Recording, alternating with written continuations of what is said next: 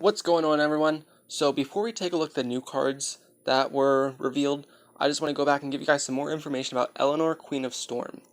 So early this morning or late last night, I'm not sure when, but we got new details revolving her first effect, which is when this creature attacks a fort, if it is not Dragocrossed, choose an opposing ambush at that fort and destroy it. So previously, if she attacked into a Pyroblast or a Kingslayer Bee, they would be able to activate because their effect is when this fort is attacked. But it was confirmed that her first effect, if she's not Dragocrossed, will destroy the ambush before it can trigger. So I think with that knowledge, that makes her so much better of a card, and I'm really excited to use her. So now, moving on to the new cards that were revealed, we have Earthcrack, which is our first spell. I think it's interesting to note that it's a rock type spell. I'm not sure if that's going to come into play later in the game, but it's a red 3, and its effect is choose a creature and deal 2 damage to it. You're hardly ever going to be doing 2 damage, because the following 2 effects are based off of the value of your red dice. So if you have a red 1 to 3, you get to deal 4 damage instead. But if you have a red 4 to 6, you get to do 5 damage. So it's pretty much a torch that will always do 4 damage, except it's not a fort burst. But I do really like this. I like the consistency of the 4 damage, because I rarely ever see this spell only doing 2 damage. But then it also has an additional effect involving the black dice. So black-red is probably going to be an amazing deck. But if you have a black 1 or 2, you get to choose 2 creatures and split the damage among them.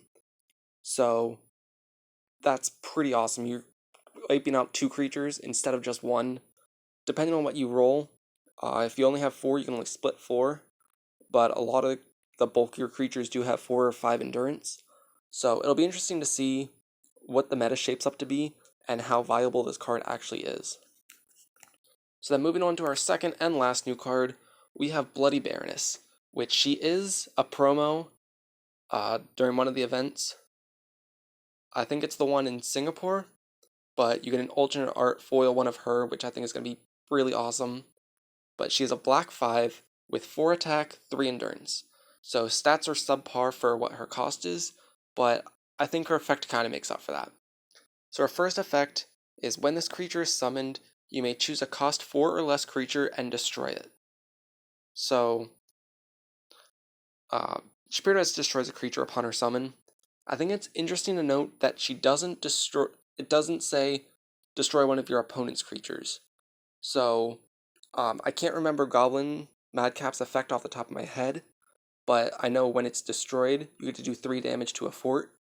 So if you could pair that with her, that'd be pretty awesome. Depending on if Goblin is destroyed by your opponent. But you could do some pretty cool combos with her if we get more effects like that, and they do work when you destroy them. But then her second effect is when she's Dragocrossed with the blue dice, she gets +2/+2. So then she'll also get a +1/+1 on top of that from being Dragocrossed. So she'll be a 7/6 because she gets +3/+3. So this is one of the most powerful creatures we've seen so far. I think Izarko was a 6/6 who could be a 7/7, and I believe Remus was a 6/6 as well. So it's cool to see more powerful creatures, especially at a slightly lower cost. Just gives them more playability. But yeah, let me know what you guys think about these cards down below. Which ones are you excited to see effects for? And as always, make sure to check out Dragoracle and the Facebook page. Links to both of those will be down in the description. So as always, thanks for watching.